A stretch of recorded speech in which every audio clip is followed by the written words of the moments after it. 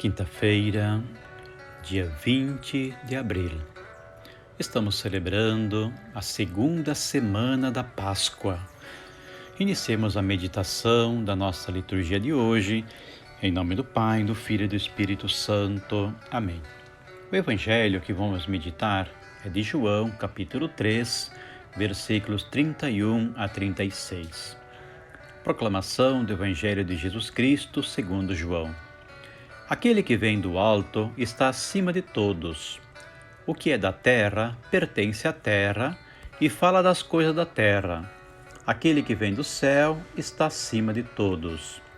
Dá testemunho daquilo que viu e ouviu, mas ninguém aceita o seu testemunho. Quem aceita o seu testemunho atesta que Deus é verdadeiro. De fato, aquele que Deus enviou fala as palavras de Deus, porque Deus lhe dá o Espírito sem medida. O Pai ama o Filho e entregou tudo em sua mão. Aquele que acredita no Filho possui a vida eterna.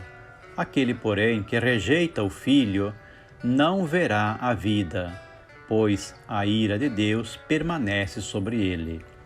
Palavra da salvação, glória a vós, Senhor. Meditemos um instante este evangelho que acabamos de ouvir.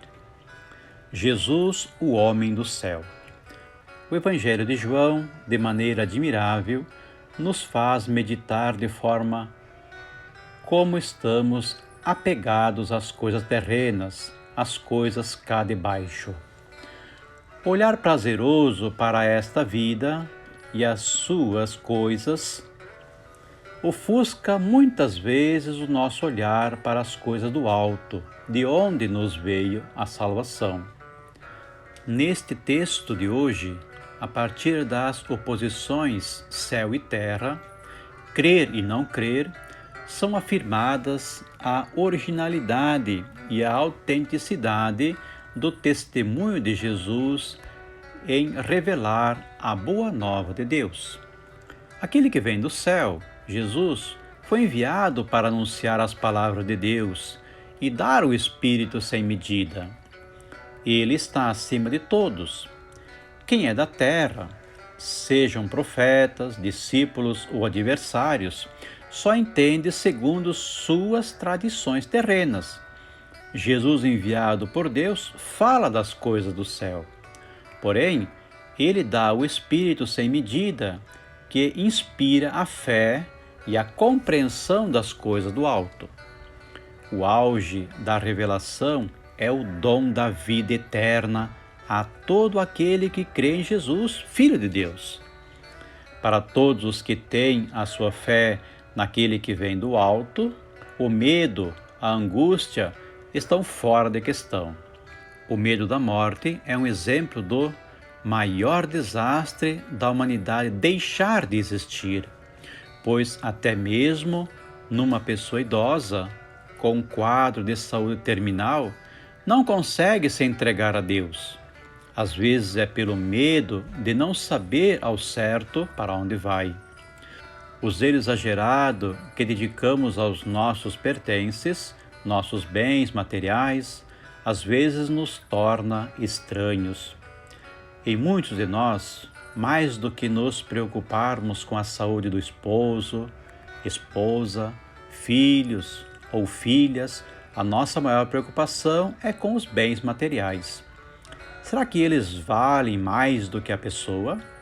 Somos assim, somos deste mundo, agarrado a eles como todas as nossas forças, preocupados ao extremo com os bens materiais, ao ponto de deixar de lado as coisas de Deus, alegando que é por causa da sobrevivência, esquecendo-nos das palavras do Mestre quando diz: buscai em primeiro lugar o reino dos céus e a sua justiça, e o resto vos será dado por acréscimo.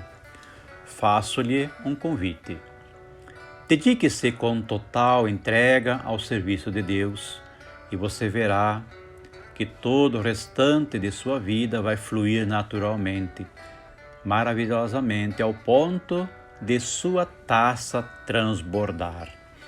O evangelista nos convida, no dia de hoje, a olhar para Jesus, acolhendo suas palavras e transformá-las em um evangelho vivo na nossa vida, visto que são palavras de vida eterna. Se é verdade que formos renegados e renascidos da água e no Espírito Santo, como diz São Pedro, devemos aspirar ao leite puro e espiritual. Se for preciso, daremos a nossa vida pela causa missionária, por causa do reino de Deus, pois quem perde sua vida, ganhá-la-á. É bom aproveitar e saborear todos os momentos de nossa vida, pois o momento presente é a única coisa que temos a certeza de possuir. Em vez de ficar enredada numa vidinha medíocre, a pessoa se liberta para viver aqui a vida plena que desemboca na vida eterna. Aprendamos com Jesus. O Senhor esteja convosco, Ele está no meio de nós. Que o Deus Todo-Poderoso derrame suas bênçãos sobre nós, sobre a nossa família e nossos trabalhos. Em nome do Pai, do Filho e do Espírito Santo. Amém.